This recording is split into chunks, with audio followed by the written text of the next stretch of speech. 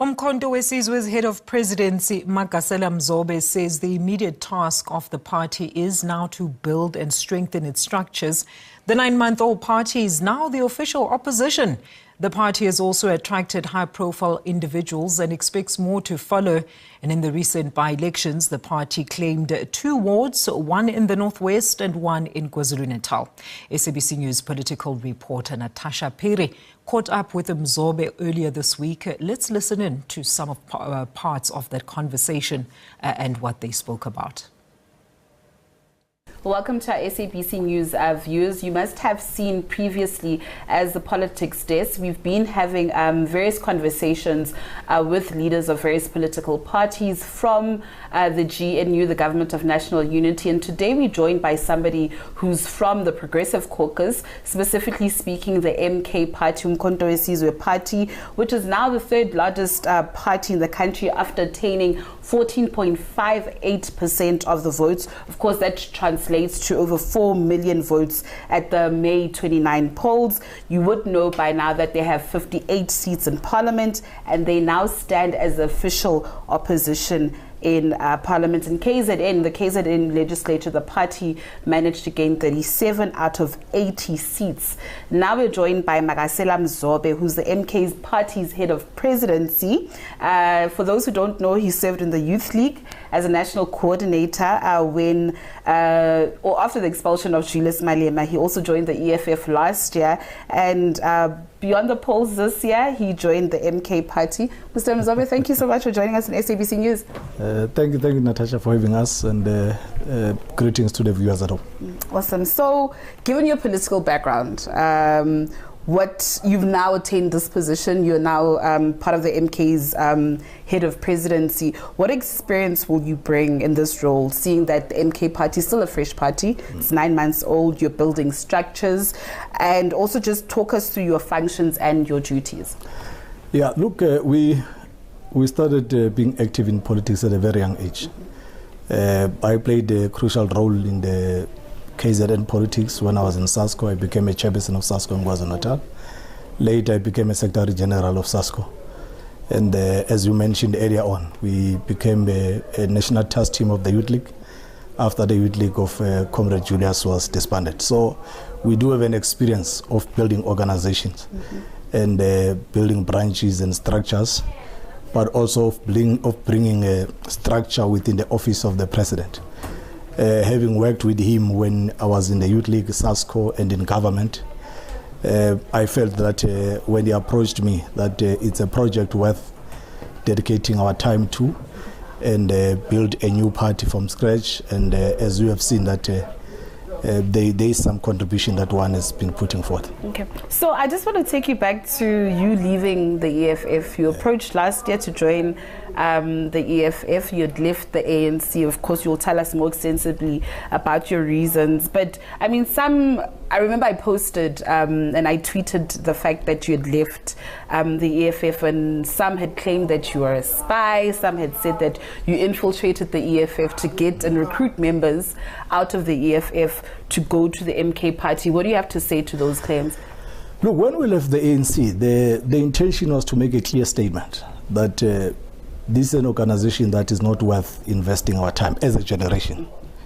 And I had interaction with the leadership of EFF, and it was very clear from the beginning that I've got no intentions of playing any leadership role other than to help during the campaign as a way of reducing the majority of the ANC. And I think we collectively, all those who were opposed to the ANC, successfully accomplished that. And when President Zuma, whom I've worked with, and is not a secret, approached me that, look, there is this young project. You have seen that South Africans have given it this responsibility. Because you must remember, after elections, if DA and the ANC had not formed government, MK would have been a 3rd largest party, but not an official position, giving it an opportunity to grow gradually. But the task of being an official opposition warranted that immediately the MK does not have now time to crawl. It must immediately run, because South Africans deserve to have an effective opposition. So when the president of MK, Comrade Jacob Zuma, approached me, it was on the basis of that look, there is no luxury now to build this MK gradually. We've got a bigger responsibility in KZN, bigger responsibility in the country. I will really request that you come first focus on helping the office of the president to be structured and ready to execute its mandate.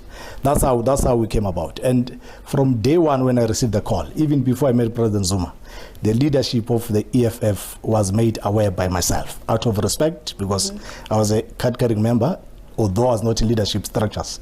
To say, comrade, here is the call made by President Zuma. I am not a child. I can anticipate where, because people have already been coming to me. So expect that a conversation like this will start. And once I meet him, it becomes a formal conversation that I'll need to brief you all the time.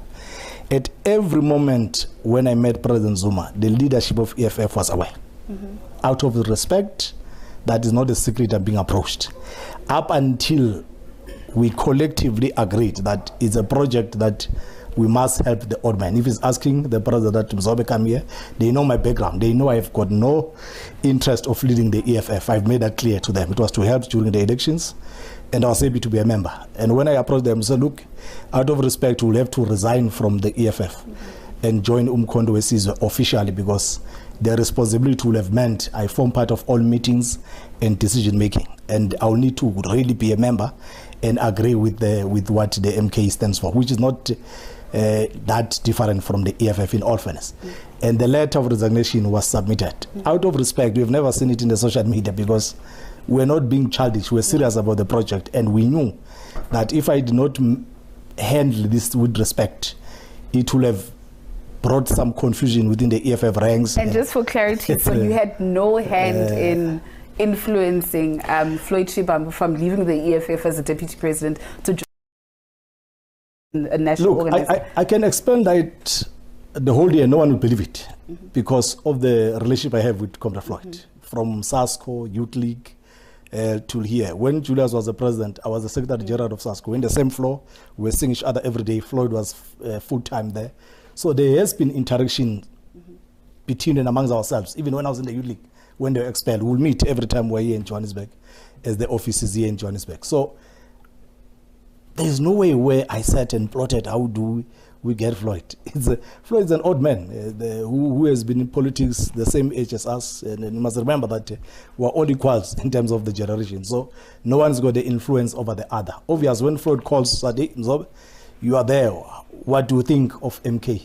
I've got the responsibility to tell the truth of what I'm seeing. That look, I see a future here.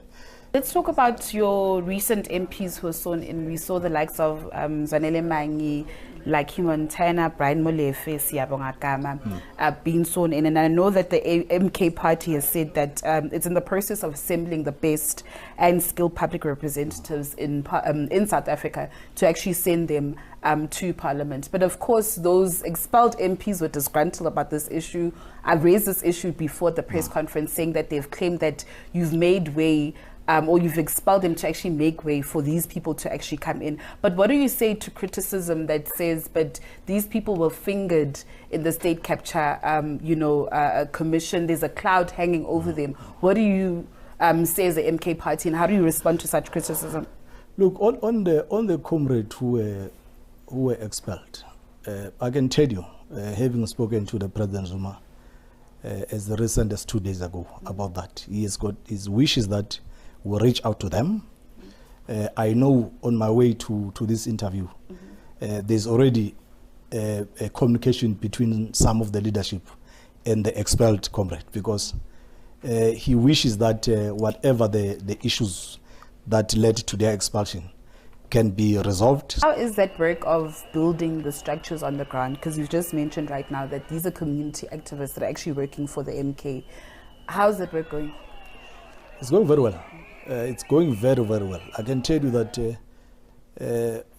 it's rather the media, obviously, because of their names. It will focus on the big names that are joining National. And from what I'm hearing, and a lot more bigger names are to join Umkhonto Wesizwe during before the end of this year.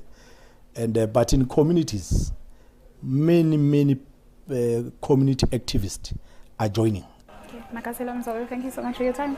Thank you very much, Natasha, and we appreciate the time you're giving to us. Thank you. Of course, that was Makasela Mzobe, the MK Party's head of presidency. Of course, as SABC News will be having more and more of those interviews, but just interesting conversations from Mr. Mzobe here, reflecting on the work of the MK Party and the Progressive Caucus. With that said, it's back to you in studio.